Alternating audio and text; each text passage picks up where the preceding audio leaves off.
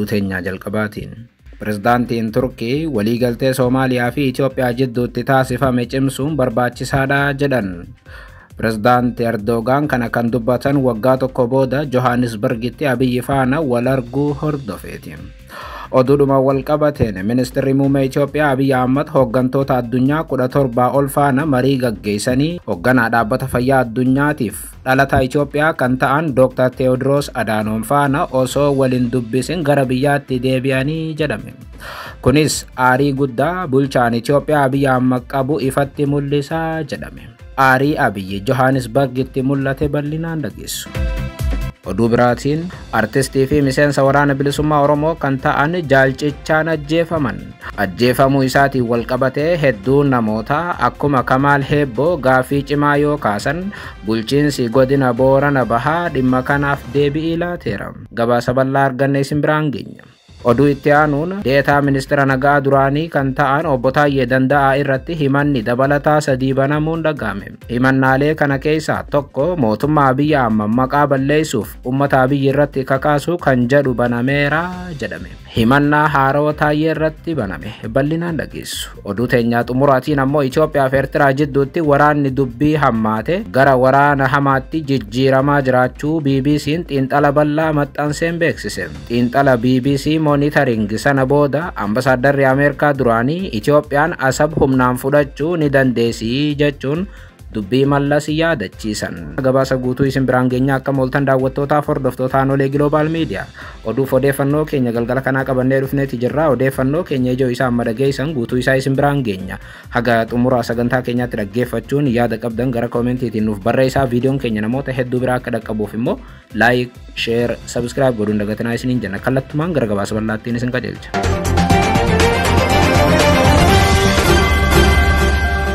Oduu teenyaa jalqabaatiin.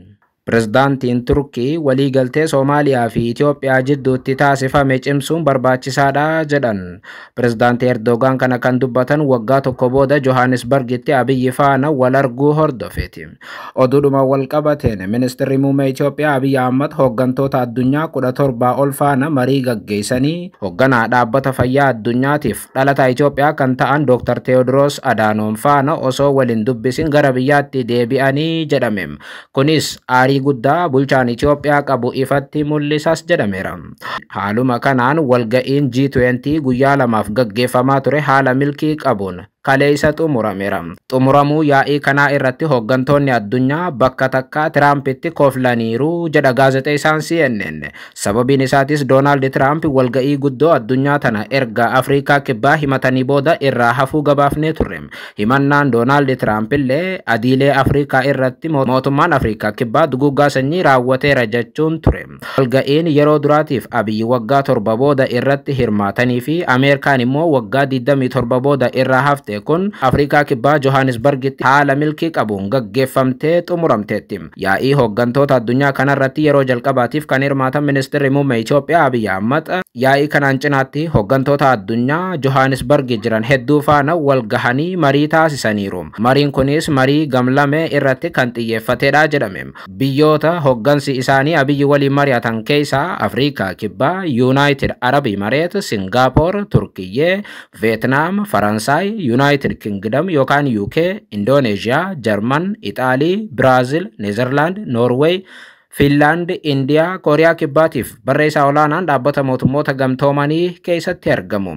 Hooggantoota biyyoota hundaa faana Abiyyi marii godhanis mariin isaanii garuu maal akka ta'e hedduun ammallee ifaa miti. Mariiwwan hooggantoota biyyoota kanneenii waliin taasisan Abiyyi hedduu kaameeraa duubatti kan gaggeessan turan. Suuraa ka'uu fi pirootokoolii malee taphatee marii diippiloomaasii jechuudhaan footoo qofa maxxansa jedhanii hedduun ammoo tibbana ministeera muummee Abiyyi Ahmaditti qoosaa turan. Hooggantoonni biyyoota garaagaraa Abiyyi waliin mari'atanis marii Abiyyi waliin gaggeessan sana maal akka mari'atan bal'inaan yoo maxxansan hin mul'anne. Haga ammaatti hooggantoota Abiyyi faana marii godhanii marii sanaas ifa godhan keessaa tokko pirezidaantii Turkii qofa turan. Marii dheengaddaa sana hordofee mootummaan Turkii ibsa miidiyaa biyyattiitiif laateen dhimmi Soomaaliyaatii fi Itoophiyaa Abiyyiif Erdogan jidduutti kaafameera jedhu. Daayirektoreetiin koominikeeshinii Turkiyyee ibsa waltajjii miidiyaa hawaasaa Turkii ni soosiyaal jedhamu irratti qoodaniin marii kanarratti pirezidaantii Pirezidaantii Erdogan Turkiyyeen hariiroo Itoophiyaa waliin qabdu gama hedduudhaan keessumattuu daldala guddisuudhaaf hojjechaa akka jirtu ibsaniiru jedhan. Tarkaanfii fudhatamuu qabuun tumsi biyyoota lamaanii sadarkaa olaanaatti akka ga'u amantaa qaban Erdogan ibsaniiru jedha. Daarektoreetiin Koominikeeshinii Turkii gama biraatiin Erdogan adeemsa araaraa Itoophiyaa fi Soomaaliyaa jidduutti taasifame labsii Ankaaraa kan jedhamu sana cimsuun barbaachisaa ta'uu akka Abiyyi hubachiisan Daarektoreetiin kun katabaniiru. Akkuma yaadatamu muddee 2024 wayita Itoophiyaa fi Soomaaliyaa muddama hamaa keessa seenanitti Erdogan biyyoota lamaan jidduu seenanii araarsuun ni yaadatama.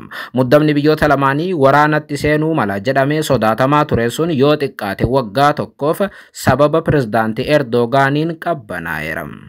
Qondaalli Turkii dhimma kanarratti kataban itti dabaluudhaan Pirezidaantii Erdogan bu'uura araaraa Soomaaliyaatii fi Itoophiyaa daran guddisuun barbaachisaa ta'uu cimsanii akka dubbatan kataban. Turkiyyeen jijjiiramni Soomaaliyaa fi Itoophiyaa jidduutti argame dhimmoota biroo naannichaa furuudhaaf fakkeenya gaarii akka ta'u akka abdattu Erdogan kaasaniiru jedhan Daarektoreetiin kun.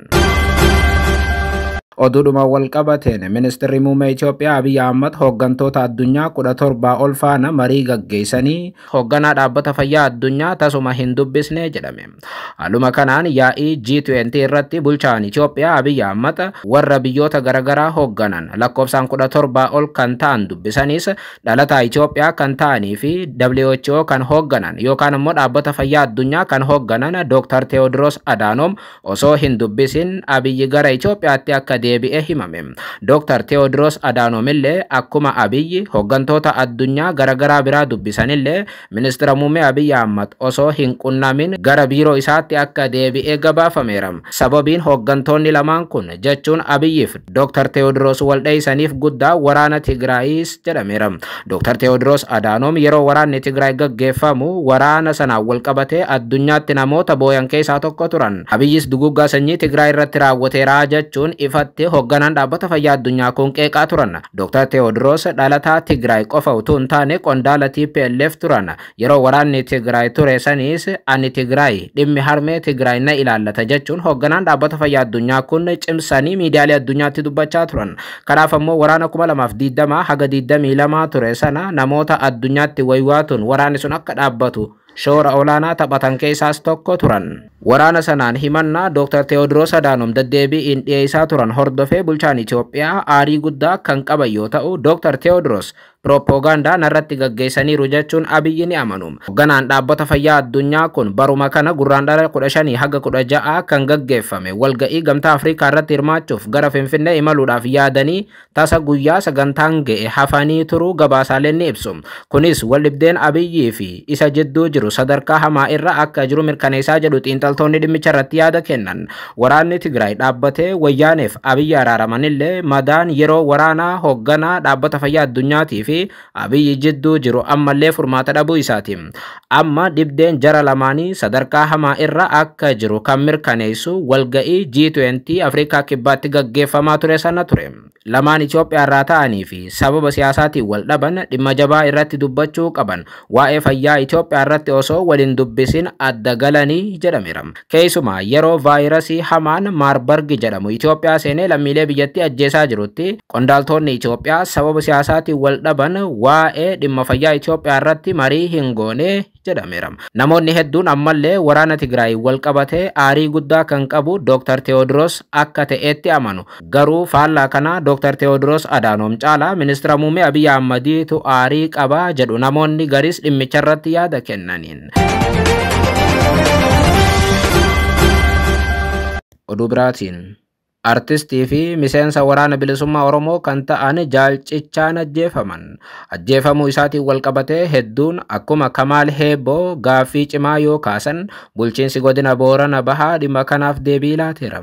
Haaluma kanaan daa'imummaa isaarraa jalqabee qabsoo keessa kan tureef waggoota dura dhiibbaa jabaatiin gara waraana bilisummaa Oromootti kan dabalame Jaalcicha Kaayyoo ajjeefamuu isaatu himame. Qeerroo xiqqoo ta'anii qabsoo karaa nagaa wayyaanee irratti godhame keessatti gahee leencaa kan ba'atan dargaggeessi amma ajjeefameera jedhame kun as dhiyoo aartiitti dabalamees sirba qabsoo hojjechaa tureera. Namni kun sagalee bareedaa qabuun cinaatti dirree qabsoorraa sirba hojjechaa qawweedhaan loluudhaanis adda bahee akka hin beekne ni himamam. Ta'us ammoo dhumarra kaleessa ajjeefamuu gama mootummaatiinis ta'e gama deeggartoota qabsoo bilisummaa Oromootiin mirkanaa'eera. Ajjeechaa miseensa waraana bilisummaa Oromootiif artistii qabsaawaa ta'e kanarratti bulchiinsi godina Boorana Bahaa ibsa baaseen aanaa gumii Eldallootti oopereeshinii qindaa'aa gaggeeffameen bu'aan galmaa'uu isaa poolisii naannichaa akka hubachiise waajjirri koominikeeshinii godina Boorana Bahaa ibseera. Haaluma kanaan hoogganaa poolisii aanaa gumii Eldalloo kan ta'an itti aanaa Inspektar Ambassee Geetuu yaada kennaniin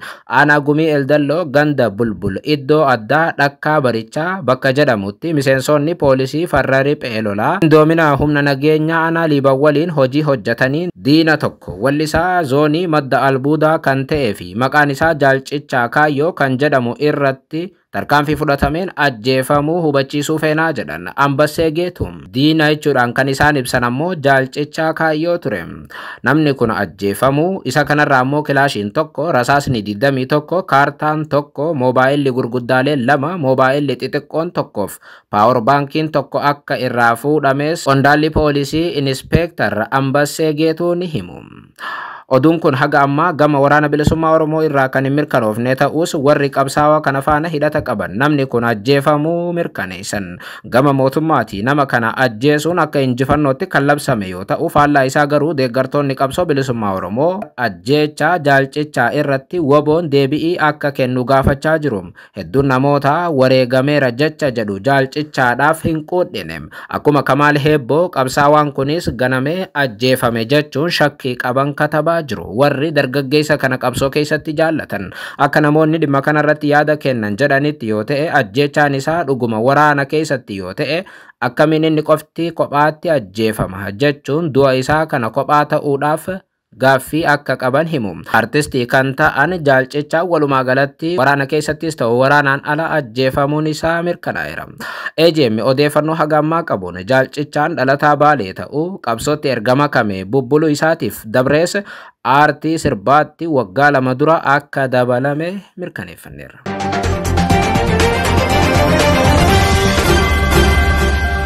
Oduu biraatiin deetaa ministeera nagaa duraanii kan ta'an obbo Taayyee Danda'aa irratti himannaan dabalataa 3 banamuun dhaga'ame. Himannaalee kana keessaa tokko mootummaa Abiyyi maqaa balleessuu fi uummata Abiyyi irratti kakaasuu kan jedhu banameera jedhame. Abbaan alangaa dhaddacha arra sadaasa 24 dhimma deetaa ministeera nageenyaa fi miseensa caffee naannoo Oromiyaa duraanii Taayyee Danda'aa ilaaleen himannaa haarawa 3 irratti banuu abukaattoon obbo Taayyee Danda'aa obbo Abarraa Gus miidiyaaleedhaaf mirkaneessan. Himannaan haaraan kun kan irratti baname manni murtii dhaddacha kanaan duraa irratti yakka 3 himachuun 2 erga bilisa jedhamaniin booda yoo ta'u himata tokko kan meeshaa waraanaa seeraan ala qabachuu jedhameen yakki itti muramu beellamamee wayita dhiyaatetti ture. Obbo Taayyee Danda'aa dhimma sana keessatti himannaa 2 hafan irraa yeroo dhumaatiif mana murtiitti kan dhiyaate bilisa ba'eera. Abukaattoon obbo Taayyee akka himanitti abbaan alangaa yaada murtii dhiyeessuu dhiisee himannaa dabalataa 3 qabatee arra dhiyaateera jedhan. Kanaanis yaada ittisaaf jijjiirama adeemsaa kana dursee hin beeksifne jedhaniiru. Akka abukaattoon obbo Taayyee jedhutti himannaan dabalataa 3 isaaniiyyuu yaada obbo Taayyeen dhiyeenya kana miidiyaa Horn Conversation jedhamu irratti afgaaffii taasisan irratti kan hundaa'edha jedhu. Haaluma kanaan himannaan jalqabaa bu'uura seera yakkaa keewwata 257 fi gaatiin dhiyaateen obbo Taayyeen olola gareewwan hidhatanii socho'anii waboo fi faannoo akka deeggaruutti tamsaasuun dabalataan heera mootummaatii fi sirna heera mootummaa diiguu jechuun himatameera. Abbaan alangaa dubbiin Taayyeen gaaffiif deebii sanarratti dubbate humnoota mootummaan diina jechuun moggaase wajjin garaagarummaa hin qabu jechuun akka himate abukaattoon Taayyee mirkaneessaniiru. Walumaa galatti himannaan amma dhiyaate kan jalqabaa waboo fi faannoo waliin Taayyeen ammallee hidhata qabaa isa jedhu ture. Himannaan lammaffaan seera yakkaa keewwata 337 jalatti kan dhiyaate yoo ta'u Taayyeen raayyaa ittisa biyyaa irratti olola sobaatiif yaadoota nama dogoggorsan facaasuun himatame. Himata kana keessatti abbaan alangaa Taayyeen haleellaa ajaja kaabaa irratti raawwatame waraana naannoo Tigraay ilaalchisee odeeffannoo sobaa kennuudhaan kabaja raayyaa ittisa biyyaa gadi buuseera kan jedhu ture. Himannaan sadaffaa immoo seera yakkaa keewwata 244 muraa tokko jalatti dhiyaate yoo ta'u, obbo Taayyeen mootummaa seeraan filatame addatti mootummaa paartii badhaadhinaa Abiyyi Ahmadiin durfamu maqaa balleessuu fi odeeffannoo sobaa facaasuun uummata dogoggorsiisuun burjaajii raawwateera jechuun himannaa irratti dhiyaatedha. Himannaan kun kanaan duraas irratti banamee bilisa kan itti jedhamedha. Manni murtii dhimma obbo Taayyee Danda'a irratti kanaan dura murtii kenneen himataawwan isaan irratti dhiyaate sadeen keessaa lamaan bilisa taasisee ture. Himata sadaffaatiif balleessaa irratti muruu abukaattoon isaanii obbo Abarraa Nigus ni dubbatu. Oduu teenyaa xumuraatiin Itoophiyaa fi Eertiraa jidduutti waraanni dubbii hammaate gara waraana hamaatti jijjiiramaa jiraachuu BBC'n xiinxala bal'aa maxxanseen beeksise. Xiinxala BBC Monitoring sana booda ambasaadarri Ameerikaa duraanii Itoophiyaan asaba humnaan fudhachuu ni dandeessi jechuun dubbii Mallas yaadachiisan. Yeroo ammaa sababoota hedduudhaaf wal dhabaa kan jiran Itoophiyaa fi Eertiraan qarqara waraanaarra jiraachuu BBC Monitoring gabaasa bal'aa hojjateen hubachiise.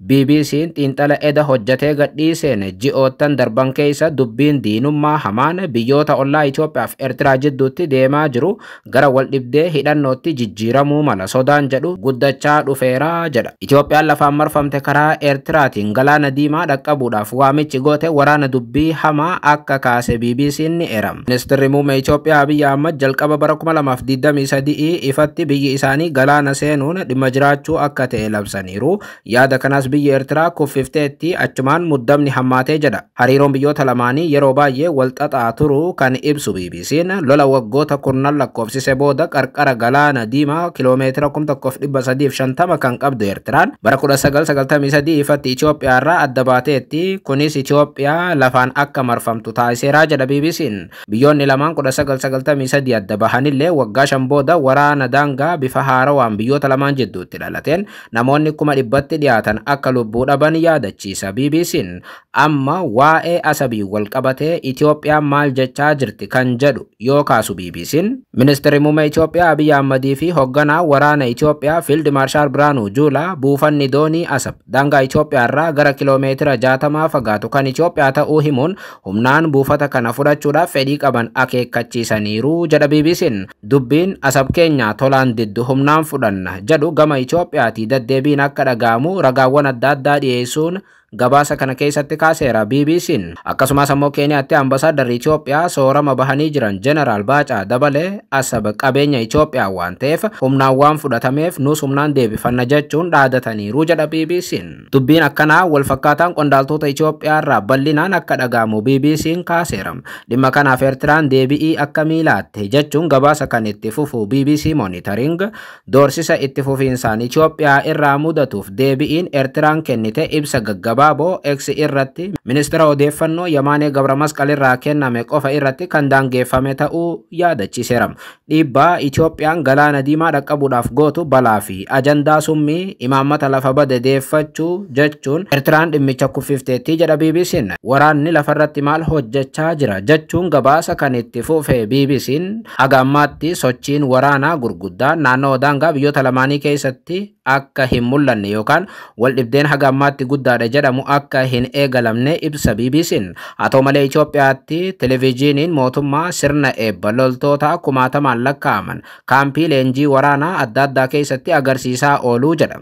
Miidiyaaleen Itoophiyaa keessatti maal hojjechaa jiru jechuunis itti fufa BBC'n. Miidiyaaleen mootummaa Itoophiyaa biyyattiin buufata doonii ishee haqa malee dhabde. Yeroon itti deebifattu ga'eera jechuun dubbii mootummaan dubbate cimsaa akka jiran eeram. Buleessi oduu ETV'n dhimma kana guyyaa guyyaan uwwisaa akka jiru kan kaasu BBC'n asitti Itoophiyaan raayyaa miidiyaalee ijaartee duula guddaa Eertiraa irratti gaggeessaa akka jirtus hubachiiseera. Gabaasa BBC kana keessatti wantoota bal'inaan maxxanfaman nuti gaggabaabsinus dubbiilee hamaan gamaaf gamanaa keessumaa Asmaraa fi Finfinnee irraa darbataman guyyaa guyyaan hammaatanii gara waraana hamaatti ce'aa jiru jedha BBC'n. Gabaasa BBC kana kan dubbisanii fi waraana Itoophiyaas ta'ee Eertiraa itti dhiyeenyaan kan beekan kana ambasaadarri Ameerikaa duraanii ambasaaddar Xiboor Naagii Itoophiyaan Asab humnaan deebifachuu ni dandeessii jedhu. Namni waggootaaf Itoophiyaa jiraatanii fi Itoophiyaa akka jaallatan deddeebiin himan kun gabaasa BBC'n baase dubbisuu kaasanii gabaasa kanarratti yaada isaanii yoo kennan ani xumura waraana Itoophiyaaf Eertiraa baadimmee sana irratti ministeera muummee Itoophiyaa duraanii Mallas Zeenaawii waliin dhimma buufata doonii Asab irratti yeroon dubbadhu Itoophiyaan Asab fudhachuu akka dandeessu natti himamee ture jedhan ambasaadarri kun. Garuu carraa finciltoonni Eertiraa doonii irratti xiyyeeffachuu yoo ilaalle namni dooniilee fe'umsaaf wabii kennu hin jiru jechuun buufata doonii argachuu boodaas waan dhufu yaaduun gaarii akka ta'e Mallas isaaf kaasuu ni yaadatu ambasaaddar Xiboor Naagii. Ambasaadarri kun lolli biyyoota lamaan jidduutti gaggeeffamaa ture miidhaa akka qaqqabsiise eeruun ammallee lolli biraa biyyoota lamaanuu waan miidhuuf yeroon gadi ta'anii itti yaadaniif dhimma kana karaa nagaatiin furan amma jedheera.